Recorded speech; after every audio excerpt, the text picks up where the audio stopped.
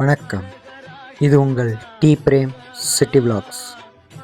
சேலம் மாவட்டம் சங்ககிரி வட்டம் ஏகாபுர கிராமம் கப்பரையான்காட்டில் எழுந்தருளியிருக்கும் ஸ்ரீ ஆறுபடை திருவச்செல்வ முருகன் கோவில் வருகின்ற தை 18/1/2026 தைப்பூசத்தை முன்னிட்டு வெகு சிறப்பாக நமது முருகன் கோவிலில் வேண்டுதல் பூஜை, அபிஷேக பூஜை, அன்னதான பூஜை இதெல்லாம் நடந்து நமது முருகன் வீதி உலா வருகிறார். இந்த பூஜையில் கலந்து கொள்ளும் அனைவருக்கும் முருகன் மடியில் வைத்து எலுமிச்சம்பழம், பூ அனைத்தும் வழங்கப்படும்.